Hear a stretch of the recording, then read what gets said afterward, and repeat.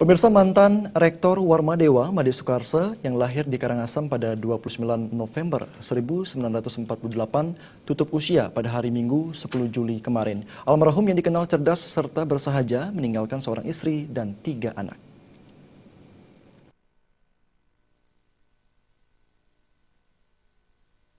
Masyarakat Bali khususnya dari kalangan dunia pendidikan telah kehilangan salah satu tokoh di bidang pendidikan, yakni mantan Rektor Universitas Warmadewa, Profesor Made Soekarse. Almarhum mengembuskan nafas terakhir pada 10 Juli lalu pada pukul 16 WITA di RSUP Sangla Denpasar. Soekarse yang lahir di Karangasem pada 29 November 1948 berstatus sebagai dosen Fakultas Ekonomi Universitas Udayana.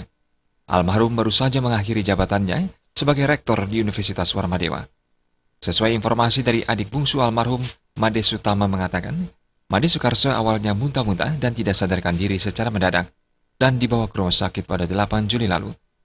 Soekarse dibawa ke Bali Med Karangasem, kemudian dirujuk ke RS Sangla. Almarhum sempat dirawat selama 2 hari.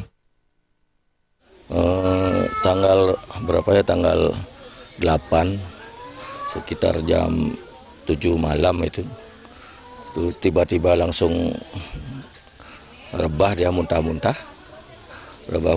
terus ajak langsung ke Bali Med di Karangasem.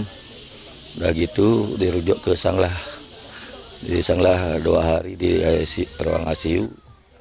Nah, sudah pulang langsung meninggal di ruang ICU gitu. Meninggalnya Made Soekarse dinyatakan akibat kambuhnya stroke yang dideritanya sejak beberapa waktu lalu. Upacara ngaben akan dilaksanakan pada 15 Juli mendatang. Almarhum meninggalkan seorang istri, Gusti Ayu Suryati, dan 3 anak yakni Niputu Eka Mahadewi, Imade Dwi Budiana Penindra, dan Ninyoman Dewi Pascarani. Darta dan Joka Andika, Bali TV.